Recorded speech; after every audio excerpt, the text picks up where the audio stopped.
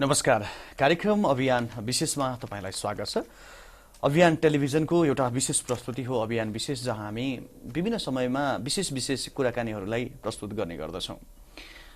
र यो कार्यक्रम यतिखेर हामीले प्रत्यक्ष रूपमा तपाईको माझमा ल्याइराखेका छौँ र यो कार्यक्रमलाई मलाई कन्ट्रोल रुमबाट एमसीआरबाट सहयोग गरिराख्नु भएको छ साथी नेत्र, त्यस्तै केशव राज र तिलकले, र कार्यक्रमसँगै म जुटेको छु, म हुँ महेश पाण्डे।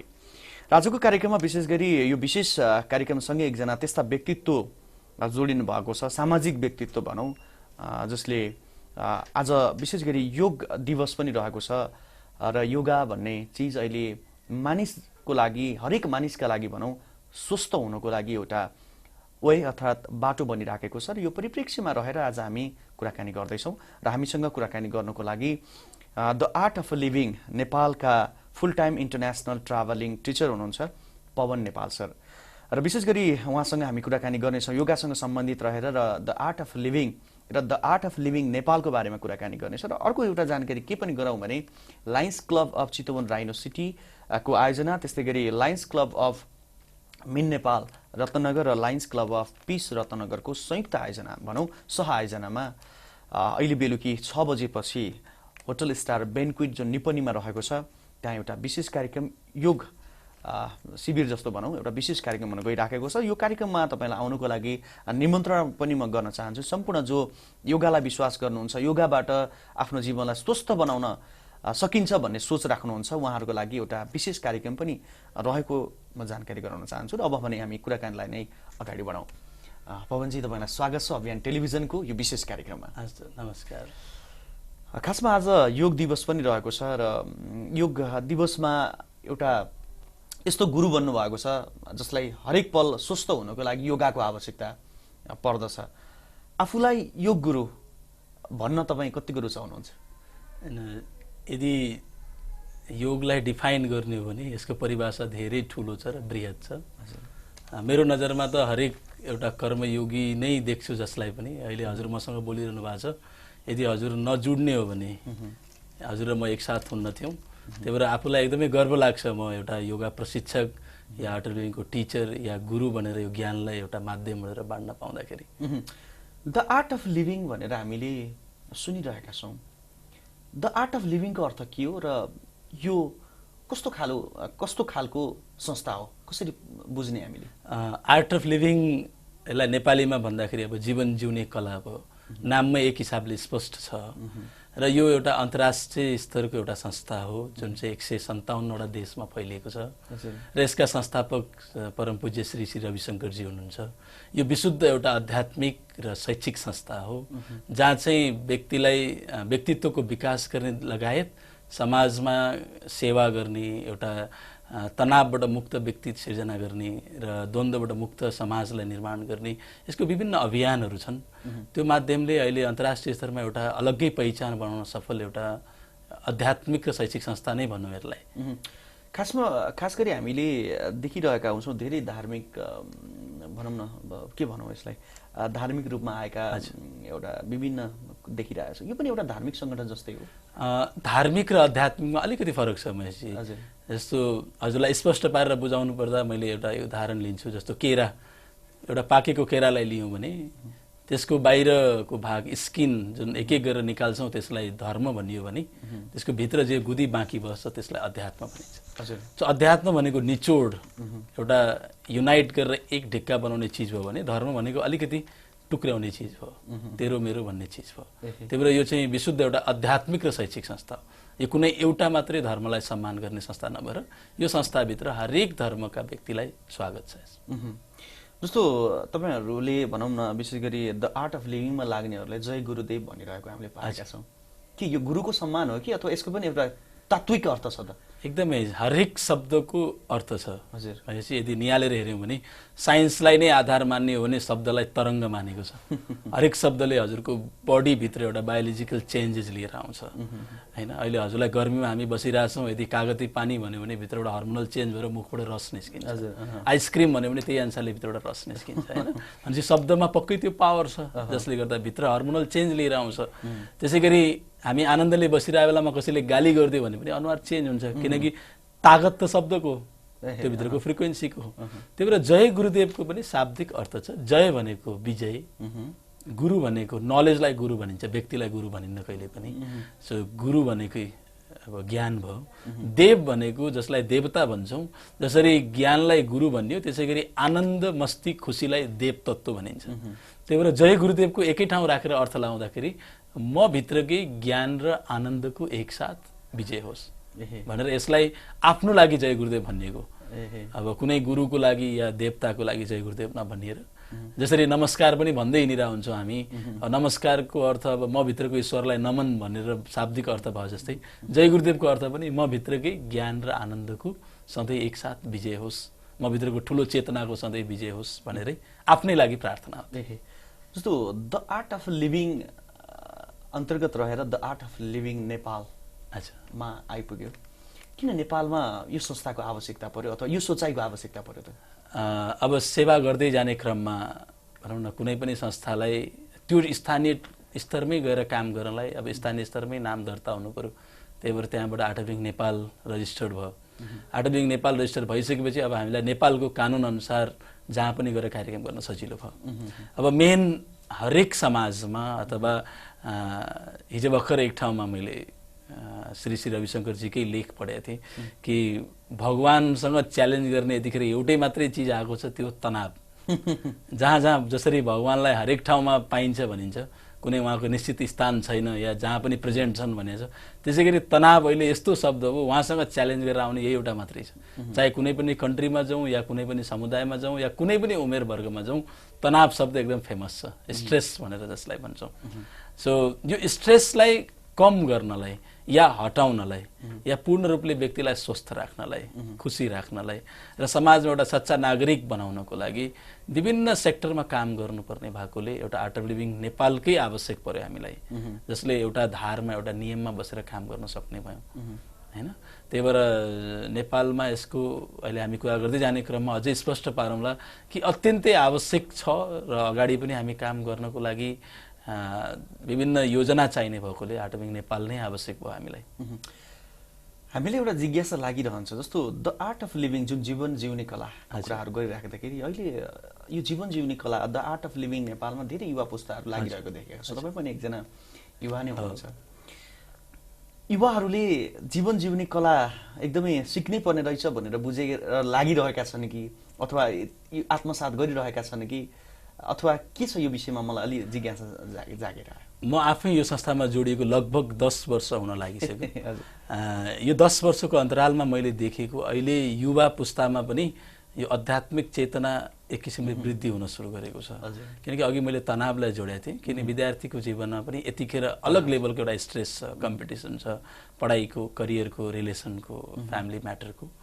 यो चिजहरूको केही न केही समाधान यहाँ भएको कारणले यहाँ युवाहरूको भिड एकदमै लाग्ने गरेको छ हैन। हामी काठमाडौँमा भर्खर आज पनि योग दिवस मनायौँ, त्यहाँ पनि लगभग सयौंको एउटा भिड थियो युवाहरूकै मात्रै। कार्यक्रम सञ्चालन गर्नेदेखि लिएर त्यसलाई सम्पादन गर्नेसम्म त्यहाँ काम गर्ने दिनरात युवा देख्दाखेरि एकदमै खुसी लाग्छ। किनकि आज युवालाई नहुने टेक्निक, टुल्स उनीहरूलाई आर्ट अफ लिभिङबाट प्राप्त हुने भएकोले एउटा भिडमा अहिले युवा वर्गमा पनि आर्ट अफ लिभिङ प्रचलित भएको छ एकदम। जस्तो अर्को एउटा कुरा पनि के गरौँ भने, जस्तो द आर्ट अफ लिभिङसँग जोडिने अर्को शब्द भनेको सायद योगा पनि हो जस्तो लाग्छ मलाई। अच्छा, जुन यो तनाव मुक्त गर्ने कुरालाई पनि यसले यो शब्दले तात्विक अर्थ राखिरहेको परिप्रेक्ष्यमा मानिसको जीवनमा योगा कतिको महत्त्वपूर्ण छ भन्ने लाग्छ हजुरलाई? जस्तो तनाव हुनुको कारण एउटा छ, जस्तो मलाई गर्नु छ धेरै, मलाई यस घडीमा गर्नु धेरै छ तर मसँग एकदम समय कम छ र मसँग काम गर्ने ऊर्जा कम छ भने मलाई तनाव हुने। यो हरेकको उसमा लागु हुन्छ। यही एउटा व्यवसायीलाई पनि गर्नु धेरै छ तर उसँग समय कम छ, गर्ने ऊर्जा पनि कम छ भने अब स्ट्रेस सुरु हुन्छ। अब कामलाई घटाउँ सकिँदैन। अब अहिलेको समयमा यो सेन्चुरीमा हामीलाई काम झन् बढ्दैछ, हाम्रो हातमा रहेन घटाउने कुरा।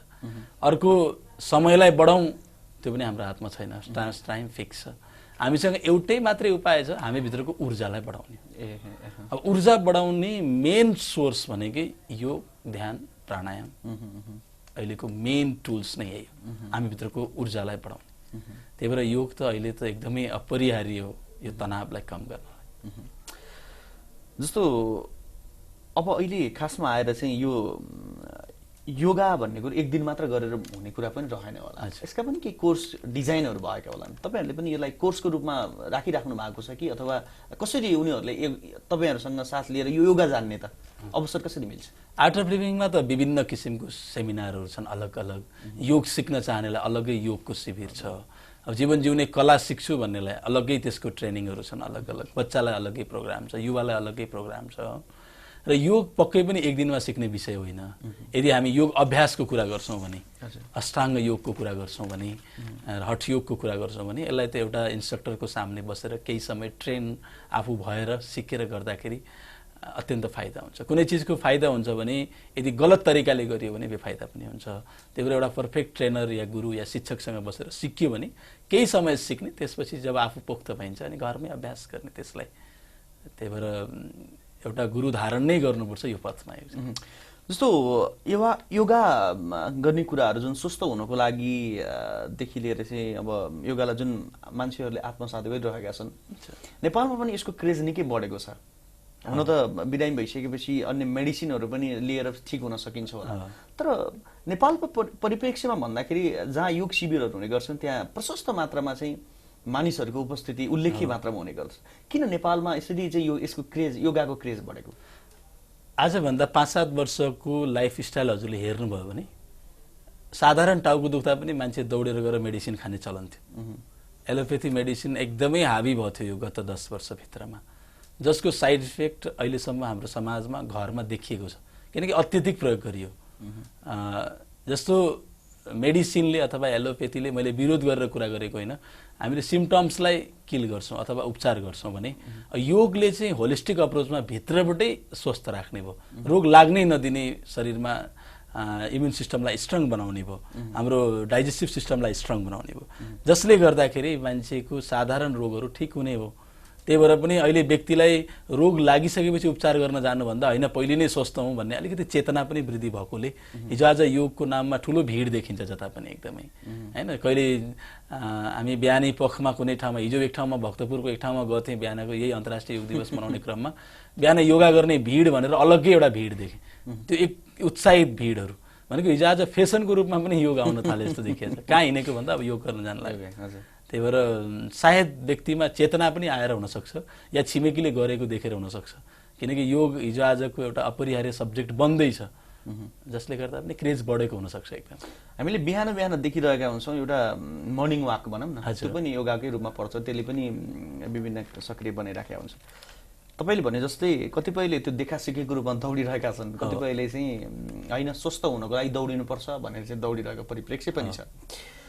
जस्तो अब आज योग दिवसको दिन पनि भएको हिसाबले जुन योग शिविर अब बेलुकी 6 बजे हामीले होटल स्टार ब्यान्क्वेट निपनीमा पनि गर्दैछौँ। तपाईँ आफैले त्यहाँ प्रशिक्षण पनि दिँदै हुनुहुन्छ।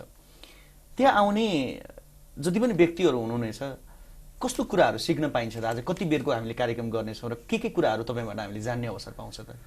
यसो आज अन्तर्राष्ट्रिय योग दिवस भएको हुनाले अब आज हामीले यसलाई पर्वको रूपमा मनाउँदैछौँ। 177 वटा देशले भाग लिइरहेछ यो। यदि हामीले खुसी हुने कुरा फर्केर हेर्ने हो भने इतिहासमै पहिलो रेकर्ड भएको छ कि युनाइटेड नेसनमा एउटा विषयमा 177 देशले एकैचोटि भोटिङ गरेर ताली बजाएर पारित गरेको सब्जेक्ट हो भने यो 21 जुन योगा दिवस।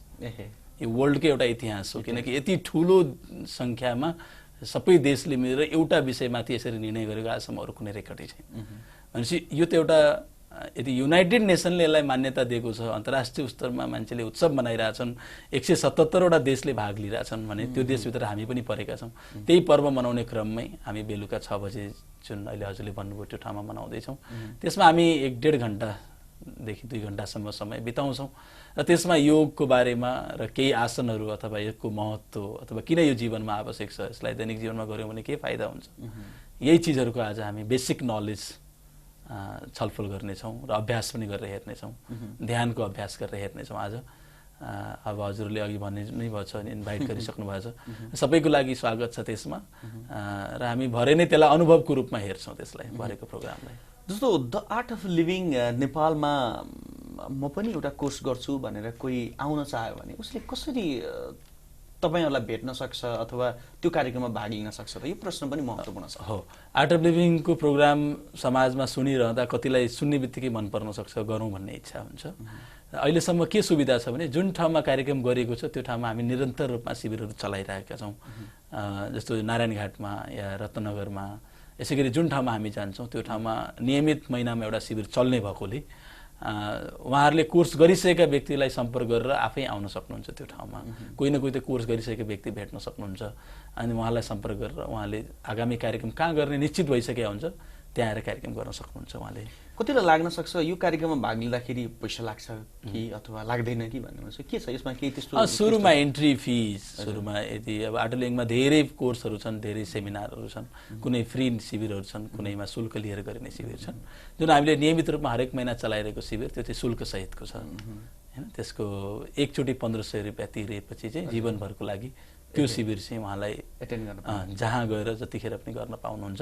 त्यो सुरुमा एन्ट्री फिस हो त अथवा डोनेसनको रूपमा हामीले सुरुमा तिर्छौँ एकपटक।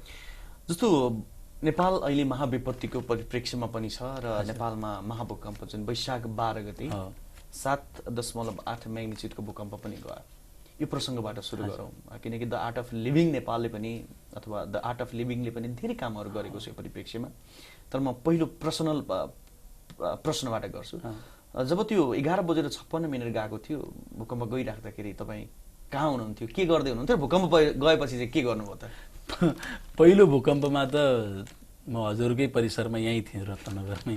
यसै गरी शिविरकै अन्तिम दिन थियो। हामी शिविरलाई लगभग समापन गर्ने क्रममा थियौँ र कार्यक्रम समापन गरिरहने क्रममा जुन पहिलो झट्का महसुस गऱ्यौँ र एउटा साधकको लक्षण त्यही भएर होला, त्यति आत्तिएनौँ हामी कोही पनि, किनकि 6 दिन एउटा ध्यान साधना गरेकै भएर होला। एउटा सुमधुर वातावरणमै हामी बिस्तारै तल आयौँ अनि फेरि पछि साम्य भएपछि कार्यक्रमलाई त्यही हिसाबले समापन गरेर चाँडै कार्यक्रमलाई समापन गऱ्यौँ र पहिलो झट्का मैले चितवनमै महसुस गरेँ। सरलाई जस्तो केही भूकम्पका बारेमा, जस्तो 1990 सालको भूकम्पको बारेमा हामीले पढेका थियौँ होला, सुनेका थियौँ होला, बीचमा केही वर्ष अगाडि पनि सामान्य भूकम्प आएका थिए। यो सुन्नु अनि आफैले भोग्नुमा के अन्तर हुँदो रहेछ त? जीवनमा यसरी भूकम्पलाई नजिकबाट सायद जीवनमा कहिले निहालिए थिएन। आजभन्दा 2 वर्ष अगाडि काठमाडौँमा एउटा झट्का फिल मात्रै गरिएको थियो अलिकति, तर यसलाई एकदम नजिकबाट निहालियो कि भूकम्प भनेको यस्तोलाई चाहिँ भूकम्प भनिरहेछ भन्ने नै पहिलोचोटि त्यस्तरी गहिराइबाट अनुभूति भयो। तर त्यो आत्तिने एकदमै डराउने त्रासको वातावरणभित्रबाट आएन, किनकि यसको फाइदा भनेकै यो आर्ट अफ लिभिङ नै मेरो जीवनको अत्यन्त ठुलो जडी बन्यो, जसले गर्दा मलाई कुनै पनि दिन त्यसरी आत्तिएर या भागेर या डराएर हिँड्ने भित्रबाट भावै आएन। अरूलाई सेवा गर्ने, अरूलाई बरु त्यो डरबाट कसरी निकाल्न सकिन्छ त्यो भाव त्यसरी जन्मायो पुरै। जस्तो कतिपय मन विचलित भएर अथवा धेरै हामीले दुर्घटना के पनि देख्यो भने मान्छे भाग्ने क्रममा, हाम्फाल्ने क्रममा चाहिँ कोही लडेर चाहिँ मृत्यु भएको घटनाहरू पनि देख्यौँ, कहीँ चाहिँ त्यो डरले हार्ट एट्याक भएर मृत्यु भएको पनि देख्यौँ, चेपिएर मृत्यु हुनेको सङ्ख्या त झन् हजारौँको सङ्ख्यामा रह्यो। खासमा मनलाई शान्त पार्न र तत्कालै क्विक डिसिजनको कुराहरू नै हुँदो रहेछ, आफूलाई शान्त बनाएर अब के गर्ने भनेर त्यो सोच्नको लागि पनि योगाले महत्त्वपूर्ण योगदान दिन्छ। एकदमै राम्रो कुरा गर्नुभयो महेशजी। जस्तो शरीर र मन दुईटा अलग अलग धारले चल्छन्। हजुरलाई शरीरलाई स्वस्थ राख्ने हो भने यसलाई फिजिकल एक्सर्साइज चाहियो, काम चाहियो, त्यही किसिमको डाइट चाहियो। हजुर, तर मनलाई शान्त राख्ने हो भने यसलाई जति रेस्टमा राख्न सक्छौँ, जति पिसमा राख्न सक्छौँ, यसले त्यति गहिरो लेभलबाट काम गर्न सक्छौँ। भूकम्पकै परिप्रेक्ष्यलाई केलाएर हेऱ्यौँ भने पनि घटनाले नै भन्दा पनि आत्तिएर डराएर र भाग्ने क्रममा धेरै क्षति नोक्सानी भएको छ। किन भन्दा भित्रबाट त्यो एक किसिमको मन स्थिर भइदिएन। आफूलाई बचाउनुपर्छ भन्ने क्रममा परिवार छोडेर पनि भाग्ने कति भए। भनेपछि त्यो मनको स्थिर राख्नलाई नै योगको आवश्यक परेको, कि मैले मनलाई स्थिर राखेर सही निर्णय सही समयमा लिन सक्ने क्षमताको वृद्धि गराउनलाई अहिले योगको ठुलो भूमिका छ। जसले गर्दा नै हो हिजो आज युरोपियन मुलुकमा पनि योग यति प्रचलित भएको। आज हजुरले युरोपमा जानुभयो भने अथवा युएसमा जानुभयो भने योगा स्टुडियो भनेर पाइन्छ, जुन हाम्रो नेपालमै पाइँदैन बरु। त्यही भएर यसको पक्कै साइन्टिफिक बेनिफिट छ, त्यही भएर त यति क्रेज भएर लागेका छन्। जस्तो हामीले यो भूकम्प गइराख्दाखेरि द आर्ट अफ लिभिङ नेपालमा लागेका धेरै सदस्यहरू विभिन्न सामाजिक काममा लागिरहेको पनि हामीले देख्यौँ। आफै पनि कतिपय साथीहरू हस्पिटलमा गएर, अब मेरै साथीहरूका कुराहरू गरौँ, उहाँहरू गएर त्यहाँ खाना बनाएर खुवाएको स्थिति पनि देख्यौँ। द आर्ट अफ लिभिङमा लागेका सदस्यहरू यसरी सक्रिय हुनु र द आर्ट अफ लिभिङ नेपालले भूकम्पको लागि गरेको सहयोग चाहिँ कसरी तपाईँले यहाँ बताउन चाहनुहुन्छ? यसपालि हामीले आर्ट अफ लिभिङ नेपाल अन्तर्गत रहेर एउटा बहुत राम्रो सेवा गऱ्यौँ समाजको लागि। हामीले 13वटा जिल्लालाई आर्थिक हिसाबले पनि र ट्रमा रिलिफ भनेर जुन डरलाई कसरी हटाउने त्यो शिविरहरू चलाएर लगभग हामीले 13 जिल्लामा धेरै जुन जुन भूकम्पले प्रभावित क्षेत्र छन् सबै जिल्लामा काम गऱ्यौँ। अहिलेसम्म पनि हाम्रो राहतको वितरण कार्यक्रम अहिले पनि चलिरहेको छ। हाम्रो इन्डियादेखि लिएर बाहिरदेखि लिएर पनि सहयोगका हातहरू आर्ट अफ लिभिङको परिवारबाट आइ नै रहेको छ। हामीले क्याल्कुलेटै गरेर अझै टोटल एस्टिमेट निकालिसकेका छैन, तर पनि हामी हिजो अस्ति हामी बसेर यतिकै मूल्याङ्कन गरिरहँदा केही नभए पनि जेनरल काउन्सिलिङ गरेर हेर्दा पनि 10-11 करोड बराबरको लगभग समाजमा हाम्रो तर्फबाट आर्ट अफ लिभिङबाट एउटा सेवा गइसकेको रहेछ। पुरै हाम्रो लगभग 8000 भोलिन्टियर साथीहरू खट्नु भएको रहेछ। सबै डाटा अब निकाल्दैछौँ, अझै जाँदै हुनुहुन्छ। हामी हिजो अस्ति पनि भर्खर अझै सामानहरू जम्मा गरेर वितरणको लागि अझै तयार गर्दैछौँ। हामीले के हेर्यौँ भने कुनै व्यक्तिलाई साधन मात्रै दिएर भएन, उसलाई पहिले मनलाई शान्त पनि राख्नु पर्यो। त्यही भएर ट्रमा रिलिफ फ्री प्रोग्राम पनि दियौँ उहाँहरूलाई, जसलाई चाहिँ मन शान्त राख्ने, डरबाट बाहिर आउने। बच्चाहरू कयौँ घरभित्र छिर्न मानेका छैनन्, उनीहरूलाई घर जान सक्ने वातावरण क्रिएट गऱ्यौँ र मन स्थिर गरेपछि अनि उहाँहरूलाई जे सुविधा चाहिने हो, एउटा बेसिक निड, उनीहरूलाई खाने बस्ने, अब तिरपाल अथवा अहिले हाम्रो टेम्पोररी सेडहरू हामीले भर्खर अस्ति धर्मस्थलीमा 40वटा सेड बनाएर त्यहाँ पनि घरहरू जिम्मा लगायौँ। त्यसरी अहिले हाम्रो 13वटा जिल्लाको फेरि जिम्मा लिएर हामी फुल टाइम ट्राभलिङ टिचरहरू लागिरहेछौँ। भनेपछि यतिखेर भूकम्प प्रभावित क्षेत्रमा आर्ट अफ लिभिङको ठुलो योगदान छ, एकदमै ठुलो योगदान छ। अन्तर्राष्ट्रिय स्तरमा पनि र आर्ट अफ लिभिङ नेपालकै च्याप्टरबाट पनि र स्थानीय स्तरमा अब चितवनमै हाम्रा कयौँ स्वयंसेवक साथीले आफैले गोर्खामा गएर सेवा गरेर आउनुभयो, यहीँ हस्पिटलहरूमा सेवा गर्नुभयो। त्यसै गरी पोखराको अलग्गै छ, अलग अलग स्थानले गर्ने सेवा अलग्गै छन्। केन्द्रले गरेको सहयोग त झन् एकदमै अपरिहार्य छ। यतिखेर देशको यो आपत घडीमा एउटा मेन मेरुदण्ड भनेर आर्ट अफ लिभिङ पनि अगाडि खडा भएको अवस्था हो यसपालि। यसरी सामाजिक काममा हुन त द आर्ट अफ लिभिङ आफैमा सामाजिक संस्था हो र यसरी मनैदेखि एउटा सामाजिक काममा समर्पित हुन पाउँदाखेरि मन कतिको आनन्दित हुँदो रहेछ त? सेवाको डेफिनेसन नै अति सुन्दर छ। जस्तो outer expression of inner Joy भन्ने कोटेसन छ, भनेको मेरो भित्रको खुसीलाई बाहिर व्यक्त गर्ने तरिका भनेकै सेवा हो। यदि म भित्रैबाट खुसी छैन भने म पक्कै पनि सेवाको हात अगाडि बढाउन सक्दिनँ। अब आर्ट अफ लिभिङमा लागेका व्यक्ति किन सेवामा आउँछन् भन्ने एउटा स्पष्ट के भयो भने उहाँहरू भित्र कतै न कतै आफू सन्तुष्ट हुनुभयो या खुसी हुनुभयो। अब त्यो खुसीलाई कहाँ गएर व्यक्त गर्ने भन्दा अब एउटा सेवा केही न केहीमा त जोडिनु पर्यो, जसले गर्दा पनि हामीलाई सेवा गर्न अति सजिलो भयो। सेवाको हातहरू धेरै भए र अब सेवा गर्न पाउँदा त अटोमेटिकली अब खुसीलाई नै व्यक्त गर्ने भएकोले त गर्ने व्यक्ति त स्वतः खुसी नै हुने भयो र आफू कसैको लागि एउटा उपयोगी भएको देख्दाखेरि हरेक व्यक्तिलाई आफूभित्र खुसीको महसुस हुन्छ। सायद त्यही भएर हामीसँग यति धेरै स्वयंसेवकहरू एकदम खुसी साथ सेवामा उत्रिरहनु भएको छ। जस्तो स्वयंसेवकहरू लागिरहने कुरामा तपाईँसँग व्यक्तिगत रूपमा पनि उहाँहरूको कुराकानी भइरहेको छ होला। खासमा उहाँहरूले द आर्ट अफ लिभिङमा लाग्नुको कारण चाहिँ के बताउनु भएको छ? के कुरो मन परेको रहेछ खासमा र यति विधि सक्रिय रूपमा सामाजिक काममा मनैदेखि समर्पित भएर लागिराख्नु भएको छ त? जीवन जिउने कला आर्ट अफ लिभिङ एउटा अलग संस्था महसुस नगरेर जब कोही व्यक्ति आएर कोर्समा जोडिनुहुन्छ, जब त्यहाँ रेगुलर केही प्र्याक्टिसहरू गर्नुभयो भने उहाँलाई आफू नै जिम्मेवार व्यक्ति हो भन्ने महसुस हुन्छ। किनकि त्यहाँ एउटा जिम्मेवार व्यक्ति तयार गर्ने नै प्रोग्राम हो त्यो। अब हामीले योग भनेर मात्रै शारीरिक व्यायाम मात्रै नगरेर एउटा सामाजिक व्यक्तित्व नै निर्माण गर्ने हो, एउटा तनावबाट मुक्त रहने तरिकासहित स्वस्थ व्यक्ति निर्माण गर्ने हो। त्यो भएपछि त उहाँहरूलाई स्वाभाविक रूपमा समाजको दुःख आफ्नो दुःख जस्तो लाग्छ, राष्ट्रको दुःख आफ्नो दुःख जस्तो लाग्छ र त्यसलाई समाधान गर्नको लागि आफ्नो तर्फबाट के गर्न सकिन्छ उहाँहरूको भित्रको आफ्नै चेतनाले गर्ने कार्यहरू हुन्। पार्टीमा लागेपछि तपाईँले यही नै गर्नुपर्छ भन्ने कुनै नीति नियम छैनन्। उहाँलाई स्वतन्त्र रूपमा उहाँको पर्सनल लाइफ जिउने अधिकार जस्तो पहिले थियो त्यस्तै नै हुन्छ। तर उहाँहरूकोमा अटोमेटिकली 6 दिनपछि त्यो आएको रूपान्तरण हो, जसले गर्दा उहाँहरू आफै केही सेवामा अग्रसर हुनुहुन्छ एकदमै। जस्तो कि अब जुन व्यक्तिहरू द आर्ट अफ लिभिङमा लाग्न खोजिरहेका छन् र व्यक्तिगत रूपमा तपाईँ आफैलाई भेट्न चाहना इच्छा जाग्यो कसैलाई भने कसरी भेट्ने? तपाईँले कसरी तपाईँसँग आउने केही माध्यमहरू छन्? अहिलेलाई भेट्नको लागि त अब म पनि एकदमै यही फिल्डमा अब आफैलाई भने जस्तो हुन्छ अत्यन्तै व्यस्त छु। मसँग कुनै पनि हप्ताहरू खाली हुन्नन्, यतिकै म रेस्ट गर्छु भनेर बस्न पाउने अवस्था छैन यतिखेर, किनकि यति धेरै डिमान्ड छ यो प्रोग्रामको।